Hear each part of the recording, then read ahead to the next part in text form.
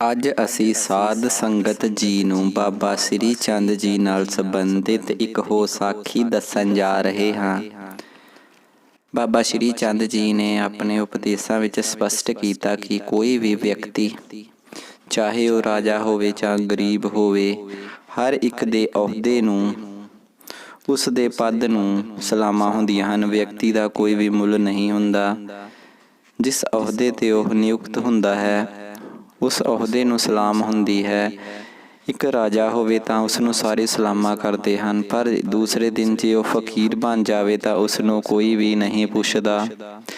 ਇਸ ਲਈ ਇਨਸਾਨ ਪਤਾ ਨਹੀਂ ਕਿਹੜੇ ਹੰਕਾਰ ਵਿੱਚ ਮੈਂ ਕਹਿ ਕੇ ਆਪਣੇ ਆਪ ਵਿੱਚ ਹੰਕਾਰ ਕਰਕੇ ਤੁਰਿਆ ਫਿਰਦਾ ਹੈ।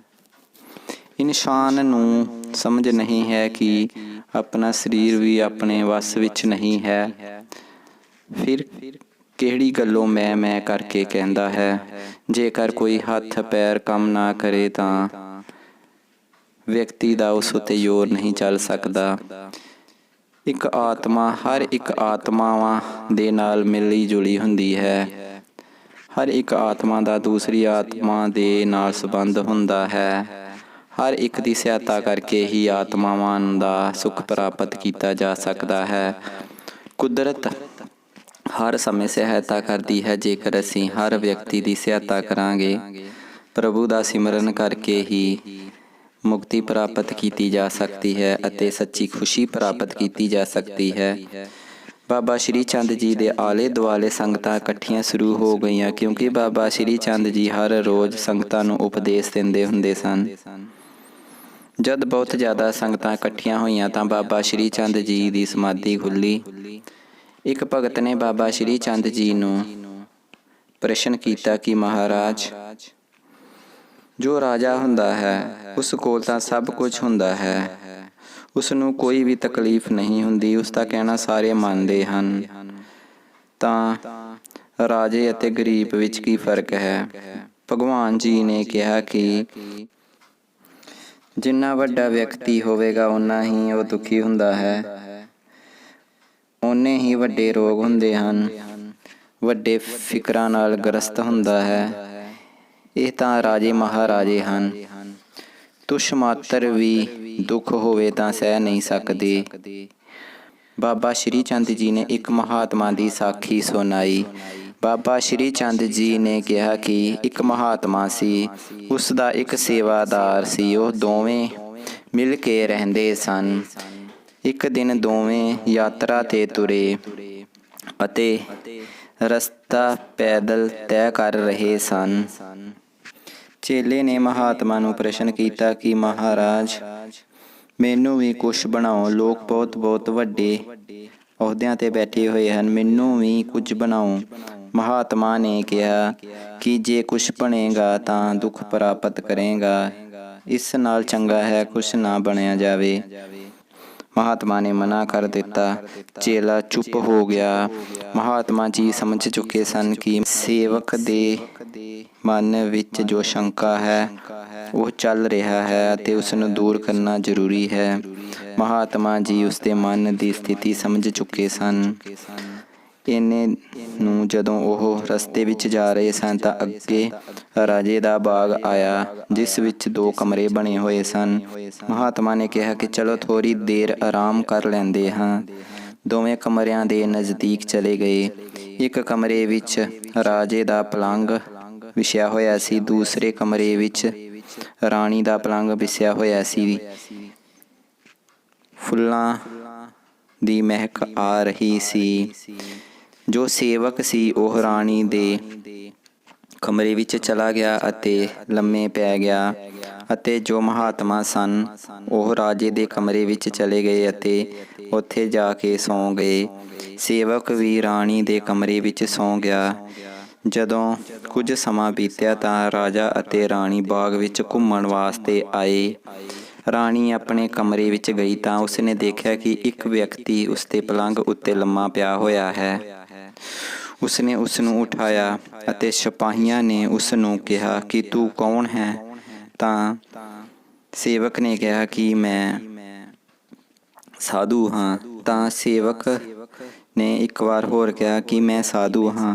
ਰਾਣੀ ਨੂੰ ਗੁੱਸਾ ਆਇਆ ਅਤੇ ਉਸਨੇ ਕਿਹਾ ਕਿ ਤੂੰ ਸਾਧੂ ਕਿਵੇਂ ਹੋ ਸਕਦਾ ਹੈ, ਤੂੰ ਤਾਂ ਮੇਰੇ ਪਲੰਘ ਉੱਤੇ ਲੰਮਾ ਪਿਆ ਹੋਇਆ ਹੈ। ਸਿਪਾਹੀਆਂ ਨੇ ਉਸ ਨੂੰ ਬਹੁਤ ਜ਼ਿਆਦਾ ਕੁੱਟਿਆ ਅਤੇ ਧੱਕੇ ਮਾਰ ਕੇ ਬਾਗ ਤੋਂ ਬਾਹਰ ਕੱਢ ਦਿੱਤਾ। ਥੋੜ੍ਹੀ ਦੇਰ ਬਾਅਦ ਰਾਜਾ ਵੀ ਆਪਣੇ ਕਮਰੇ ਵਿੱਚ ਪਹੁੰਚਿਆ। ਜਦ ਰਾਜਾ ਆਪਣੇ ਕਮਰੇ ਵਿੱਚ ਪਹੁੰਚਿਆ ਤਾਂ ਉਸਨੇ ਕੀ ਦੇਖਿਆ ਕਿ ਇੱਕ ਵਿਅਕਤੀ ਉਸ ਦੇ ਪਲੰਘ ਉੱਤੇ ਲੰਮਾ ਪਿਆ ਹੋਇਆ ਹੈ। ਰਾਜੇ ਨੇ ਪੁੱਛਿਆ, ਤੂੰ ਕੌਣ ਹੈ? ਮੇਰੇ ਪਲੰਘ ਉੱਤੇ ਕਿਉਂ ਸੋ ਰਿਹਾ ਹੈ? ਪਰ ਮਹਾਤਮਾ ਜੀ ਕੁਝ ਨਾ ਬੋਲੇ। ਰਾਜੇ ਨੇ ਉਸ ਨੂੰ ਬਹੁਤ ਜ਼ਿਆਦਾ ਗਾਲਾਂ ਕੱਢੀਆਂ, ਪਰ ਫਿਰ ਵੀ ਮਹਾਤਮਾ ਜੀ ਕੁਛ ਨਾ ਬੋਲੇ। ਜਦੋਂ ਸਿਪਾਹੀ ਉਸ ਨੂੰ ਕੁੱਟਣ ਲੱਗੇ ਤਾਂ ਰਾਜੇ ਨੇ ਕਿਹਾ ਕਿ ਰਹਿਣ ਦਿਓ, ਇਹ ਤਾਂ ਕੁਝ ਬੋਲ ਹੀ ਨਹੀਂ ਰਿਹਾ, ਇਸ ਨੂੰ ਜਾਣ ਦਿਓ, ਆਦਰ ਦੇ ਨਾਲ ਬਾਗ ਤੋਂ ਬਾਹਰ ਛੱਡ ਕੇ ਆਓ। ਜਦੋਂ ਸਿਪਾਹੀ ਉਸ ਨੂੰ ਆਦਰ ਦੇ ਨਾਲ ਬਾਹਰ ਛੱਡ ਕੇ ਆਇਆ ਤਾਂ ਅੱਗੇ ਸੇਵਕ ਵੀ ਬੈਠਿਆ ਹੋਇਆ ਸੀ। ਸੇਵਕ ਨੇ ਮਹਾਤਮਾ ਨੂੰ ਪੁੱਛਿਆ ਕਿ ਜੋ ਸਿਪਾਹੀ ਤੁਹਾਡੇ ਨਾਲ ਆਇਆ ਹੈ ਉਸਨੇ ਤਾਂ ਮੈਨੂੰ ਬਹੁਤ ਜ਼ਿਆਦਾ ਕੁੱਟਿਆ ਸੀ, ਪਰ ਤੁਹਾਨੂੰ ਤਾਂ ਕੁਛ ਨਹੀਂ ਕਿਹਾ, ਤੁਸੀਂ ਵੀ ਤਾਂ ਰਾਜੇ ਦੇ ਪਲੰਘ ਉੱਤੇ ਲੰਮੇ ਪਏ ਹੋਏ ਸਨ। ਮਹਾਤਮਾ ਜੀ ਨੇ ਕਿਹਾ ਕਿ ਤੈਨੂੰ ਕੁੱਟ ਤਾਂ ਪਈ ਹੈ, ਤੂੰ ਜ਼ਰੂਰ ਕੁਛ ਬਣਿਆ ਹੋਵੇਗਾ, ਤਾਂ ਹੀ ਤੈਨੂੰ ਇੰਨੀ ਕੁੱਟ ਪਈ ਹੈ, ਮੈਂ ਤਾਂ ਕੁਛ ਨਹੀਂ ਬਣਿਆ। ਚੇਲੇ ਨੇ ਕਿਹਾ। ਗੁਰੂ ਨੇ ਪੁੱਛਿਆ, ਫਿਰ ਵੀ ਤੂੰ ਸੱਚ ਸੱਚ ਦੱਸ। ਚੇਲੇ ਨੇ ਕਿਹਾ ਕਿ ਨਹੀਂ ਮਹਾਰਾਜ, ਮੈਂ ਤਾਂ ਕੁਛ ਨਹੀਂ ਬਣਿਆ। ਗੁਰੂ ਨੇ ਕਿਹਾ, ਤੂੰ ਜ਼ਰੂਰ ਕੁਛ ਬਣਿਆ ਹੋਵੇਗਾ, ਤਾਂ ਹੀ ਤੈਨੂੰ ਇੰਨੀ ਕੁੱਟ ਪਈ ਹੈ।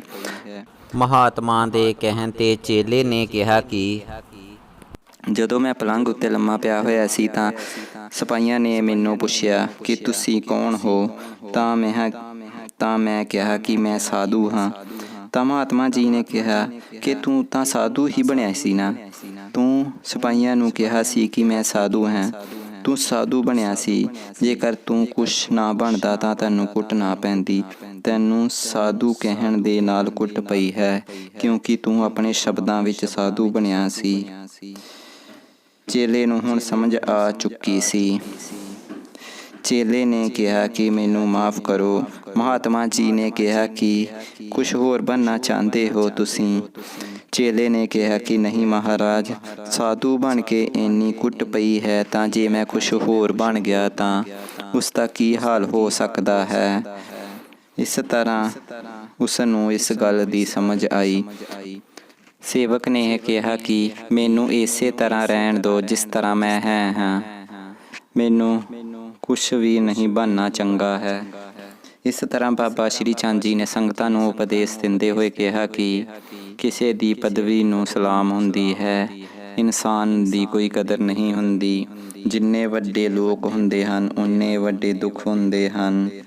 ਬਾਬਾ ਸ਼੍ਰੀ ਚੰਦ ਜੀ ਨੇ ਸੰਗਤਾਂ ਨੂੰ ਸਹੀ ਉਪਦੇਸ਼ ਦਿੰਦੇ ਹੋਏ ਕਥਾ ਦੀ ਸਮਾਪਤੀ ਕੀਤੀ। ਇਸ ਤਰ੍ਹਾਂ ਬਾਬਾ ਸ਼੍ਰੀ ਚੰਦ ਜੀ ਨੇ ਸੰਗਤਾਂ ਨੂੰ ਸਹੀ ਰਸਤੇ 'ਤੇ ਪਾਇਆ ਅਤੇ ਪ੍ਰਭੂ ਦਾ ਨਾਮ ਸਿਮਰਨ ਕਰਨ, ਕਥਾ ਕਰਨ ਅਤੇ ਵੰਡ ਕੇ ਛਕਣ ਅਤੇ ਨਾਮ ਜਪਣ ਦਾ ਉਪਦੇਸ਼ ਦਿੰਦੇ ਹੋਏ ਕਥਾ ਦੀ ਸਮਾਪਤੀ ਕੀਤੀ। ਬੋਲੋ ਭਗਵਾਨ ਬਾਬਾ ਸ਼੍ਰੀ ਚੰਦ ਮਹਾਰਾਜ ਜੀ ਦੀ ਜੈ। ਬੋਲੋ ਭਗਵਾਨ ਬਾਬਾ ਸ਼੍ਰੀ ਚੰਦ ਮਹਾਰਾਜ ਜੀ ਦੀ ਜੈ। ਬੋਲੋ ਭਗਵਾਨ ਬਾਬਾ ਸ਼੍ਰੀ ਚੰਦ ਮਹਾਰਾਜ ਜੀ ਦੀ ਜੈ।